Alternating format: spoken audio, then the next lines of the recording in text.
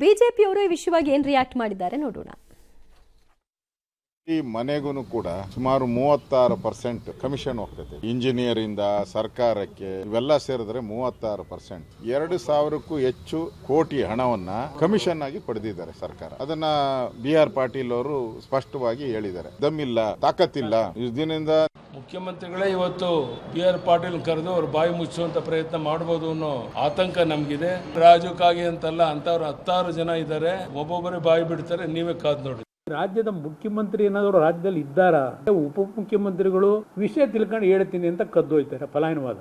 ಮುಖ್ಯಮಂತ್ರಿಗಳು ಶಾಸಕಾಂಗ ಪಕ್ಷದ ಸಭೆನಲ್ಲಿ 70 ಕೋಟಿ 80 ಕೋಟಿ ಎಲ್ಲಾ ರೀತಿಯ ಆರ್ಥಿಕ ಸರಿ, ನಿಮ್ ಪ್ರತಿಪಕ್ಷಗಳ ಪಾತ್ರ ಏನು? ಈ ಕಡೆ ಕೂತಾಗ ಈ ಶರ್ಟ್ ಹಾಕೋ, ಆ ಕಡೆ ಕೂತಾಗ ಆ ಶರ್ಟ್ ಹಾಕೋ, ಅಷ್ಟೇ ತಾನೇ ನಿಮ್ದು? ಅಷ್ಟೇ ಬದಲಾವಣೆ, ಅಷ್ಟೇ ತಾನೇ ನಿಮ್ಗಳದ್ದು? ನೀವೇನು ಭಾಳ ಗಣಂದಾರಿ ಬದಲಾದವ್ರ ಥರ ಆಡಳಿತ ನಡೆಸಿದಿರಿ? ಹೇಳ್ರಪ್ಪ ಯಾರು ಒಬ್ರು ನೋಡೋಣ. ಅಶೋಕ್ ಆಗಲಿ, ಕುಮಾರಸ್ವಾಮಿ ಅವರಾಗಲಿ, ಯಾರು ಆಗಲಿ, ಇವನ್ ಯಡಿಯೂರಪ್ಪನವ್ರು ಹೇಳ್ರಿಪ್ಪ ನೋಡೋಣ. ಆಗ್ಬಿಡ್ತೀರಿ. ಪ್ರಶ್ನೆ ಇಷ್ಟೇ, ಜನ ಈ ಪ್ರಶ್ನೆ ಕೇಳುತ್ತಿಲ್ಲ. ನಮಗೆ ನೀವು ಬೇಕಾ? ನಮಗೆ ಈ ಸರ್ಕಾರಗಳು ಬೇಕಾ? ಈ ಗಣಂದಾರಿ ರಾಜಕಾರಣಿಗಳು ಇರಬೇಕಾ? ಈ ಮಂತ್ರಿಗಳು ಮಾಗದ್ರು ಅನ್ನಿಸ್ಕೊಳ್ಳೋಂಥವ್ರು ಬದುಕಿರಬೇಕಾ? ಅಂದರೆ ಪೊಲಿಟಿಕಲಿ ನಾನು ಹೇಳ್ತಿರೋದು, ನಾಟ್ ಫಿಸಿಕಲಿ. ಬೇಕಾ? ನಮ್ಗೆ ಈ ವ್ಯವಸ್ಥೆ ಅವಶ್ಯಕತೆ ಇದೆಯೋ? ನೀವಿಲ್ಲದೆ ನಾವು ಬದುಕೋದಕ್ಕೆ ಸಾಧ್ಯ ಇದೆ, ಎಕ್ಸೆಪ್ಟ್ 1-2 ವಿಚಾರ ಬಿಟ್ಬಿಟ್ರೆ. We don't need you.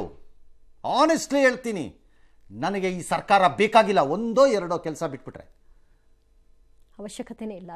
ನಿಮ್ಮ ಅವಶ್ಯಕತೆನೇ ಇಲ್ಲ ನನಗೆ. ಆ ಸ್ಟೇಜಿಗೆ ಬರ್ತಾ ಇದೆ ಬದುಕುಗಳು ನಮಗೆ, ಭಾಳ ಜನಕ್ಕೆ. ಯಾರು ಬಂದ್ರು ಹೋದ್ರು ಏನಾಗುತ್ತೆ ಅಂತ ನೀವು ಬೇಕಾಗಿಲ್ಲ. ಪವರ್ಗೆ ಹೆದರ್ಕೋತಿದ್ವಿ, ನಾವು ಹೆದರ್ಕೋಬೇಕಾಗಿಲ್ಲ ಪವರ್ಗೀಗ. ವಾಟರ್ಗೆ no, there is a methodology ನಾವು.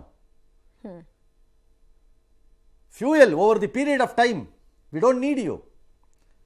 We don't need you at all. ಆ ದಿನಗಳು ಬರಬೇಕು. Food, we don't need you.